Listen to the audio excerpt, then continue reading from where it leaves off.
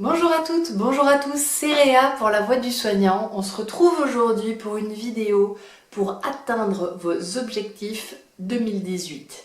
Ah, c'est pas de la blague, hein. On n'est pas là pour rigoler. C'est parti.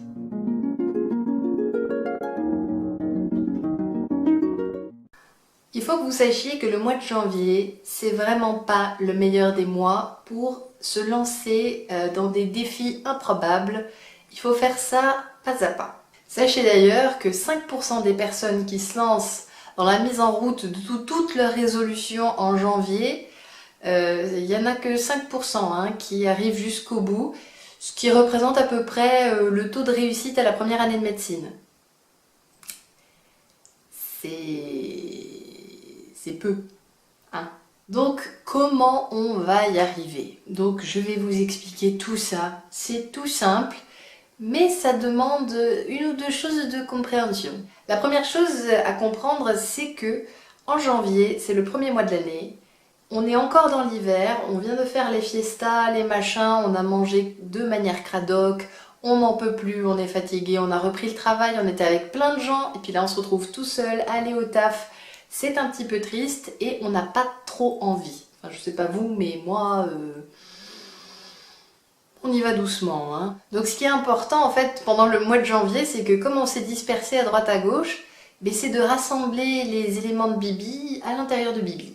Et ça va nous réveiller en douceur, on va réveiller son énergie tranquillement, hein, on va remettre ses idées en place, et puis on va commencer par faire le tour à l'intérieur. Donc première étape très importante, créer de l'espace. Parce qu'il est évident qu'on pourrait attendre le ménage de printemps, hein, mais en fait, pourquoi? On est le premier mois de l'année, on vient de finir l'année 2017 qui était quand même pas folichonne. Eh bien, peut-être que c'est le moment d'envisager un bon gros tri dans la maison. Vous rangez le sapin de Noël, les guirlandes, le machin, et en même temps, vous rangez le salon, la salle de bain, la chambre, les choses comme ça. Vous faites le tri. Vous savez, dans les cosmétiques où il y a marqué pas dépasser 6 mois, ça fait 2 ans que vous l'avez, vous pouvez peut-être le jeter. Enfin, moi je dis ça. Vos fringues, faites le tri un petit peu dans tout ce qui aussi prend de la place, les bibelots, les machins, ce que vous avez envie de voir, qui vous passionne pas vraiment, qui fait plus vraiment sens d'ailleurs dans votre décoration, qui fait un peu bizarre. Intérieurement aussi de faire le tri sur vos attentes, puisque le fait de clarifier votre esprit, ça va vous permettre de distinguer les attentes des autres, ce qu'on vous a gentiment glissé pendant les repas de famille ou pendant le premier de l'an, et vos vraies attentes, les vôtres, celles qui sont vos priorités. Et pour que vos rêves, vos envies puissent émerger, il faut qu'il y ait de la place, parce que si à l'intérieur c'est le brouhaha, vous n'allez pas y arriver. Donc il faut vraiment prendre le temps de s'apaiser. Et c'est vraiment très important de prendre le temps, les temps pour vous. J'insiste fortement là-dessus. Parce que ça va nous conduire à la deuxième étape, qui va être de créer vos intentions, vos objectifs à atteindre, vos priorités, vos résolutions, tout ce que vous voulez pour l'année 2018. En fait, pour créer vos intentions, ce qui va être vraiment important, c'est de le faire au calme. Une fois que vous vous êtes un peu vidé la tête, vous avez été faire du sport, vous avez fait une séance de méditation, du yoga, vous êtes allé vous promener, faire un tour de quartier, fait la sieste, ce que vous voulez, mais vous êtes... Et à ce moment-là, vous pouvez vous poser ces questions. Qu'est-ce qui est important pour moi? Qu'est-ce que j'aimerais vivre davantage cette année au quotidien? Qu'est-ce que je souhaiterais de meilleur pour mon travail? Qu'est-ce que je souhaiterais de meilleur pour ma famille? Qu'est-ce qui me nourrit ou m'a fait du bien ces derniers jours, ces dernières semaines, ces derniers mois? Des événements comme ça où vous vous êtes dit « là je me sens bien, là ça me fait du bien ».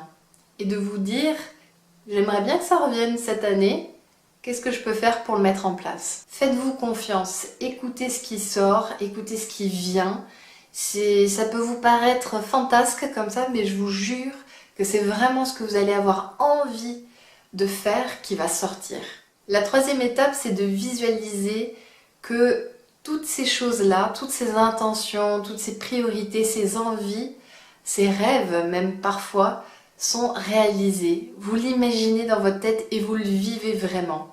Parce qu'en fait, il faut savoir que le cerveau, je pense que je vous ai déjà casé ça quelque part dans une vidéo, mais je vous l'aurais dit, c'est que le cerveau ne fait absolument pas de différence entre ce que vous vivez dans la vraie vie réelle et ce que vous vivez dans votre tête réellement, mais pas vraiment. En fait, le cerveau fait pas du tout la différence et donc on s'en fout parce que ça amène juste de la joie et votre cerveau se dit ah, elle enclenche un truc intéressant puisque le cerveau est toujours à la recherche de joie. Hein. Il faut savoir que lui, tout ce qu'il veut, c'est plus de joie, plus de joie, plus de joie. Donc déjà, ça va vous procurer de la joie et ça vient réveiller en fait l'énergie parce que ça crée de l'enthousiasme, ça crée de l'envie. Et pour vous aider, une petite astuce comme ça, pour vous aider à réaliser un petit peu cette visualisation, vous pouvez vous aider de ce qu'on appelle d'un tableau de vision ou un tableau de visualisation. En fait, vous prenez des magazines ou des photos que vous voyez sur internet, vous les imprimez, puis vous les découpez et vous les collez sur, 2 feuilles A4 mises ensemble. Et ça va vous donner vraiment un tableau où vous allez voir que des choses qui vous font envie, des choses qui vous font plaisir. Moi j'en avais fait un quand on était parti en Asie, enfin avant de partir en Asie, puisque le but c'est quand même de préparer l'année qui vient. Et en fait, comme on était parti en voyage, il y avait des choses qui me tenaient à cœur de réaliser, de voir, de faire. Et du coup j'ai vraiment mis des mots-clés, des images fortes qui me permettaient en fait de sentir en moi ce que j'avais vraiment envie de vivre. Donc ça pour info, donc là c'était dans un cahier qui est le livret du défi des 100 jours de Lilou Massé. Je vous mettrai ça en barre d'infos si ça vous intéresse. Et du coup ça avait vraiment permis, pour moi en tout cas, de me voir, de visualiser ce que j'avais envie, ce qui émergeait en fait. Donc accrochez-le quelque part où vous le voyez vraiment dans votre chambre, au-dessus de votre bureau, dans la cuisine, dans le salon, au-dessus de la télé, hein, comme ça vous voyez. Et puis surtout, 4e mais fondamentale étape, il faut entretenir ça tous les jours. Alors vous n'êtes pas obligé de tout faire tous les jours, mais vous pouvez vous répartir des petites étapes, vous programmer ça, parce que là vous êtes parti à peu près pour 1 mois à mijoter tout ça, hein, quand même, je préfère vous prévenir. Donc organisez-vous, faites pièce par pièce le tri, faites, une fois que vous avez fini le tri, peut-être posez-vous une question, et puis le lendemain la 2e question, etc. Et puis vous y revenez comme ça régulièrement. Et comme ça vous allez vous mettre progressivement dans cette nouvelle énergie de vraiment préparer cette nouvelle année. Alors pourquoi laisser mijoter tout ça pendant 1 mois à compter à peu près d'aujourd'hui? C'est parce qu'en fait le mois de février est beaucoup plus propice à se lancer dans les actions qu'on souhaite mettre en place pour atteindre ces objectifs.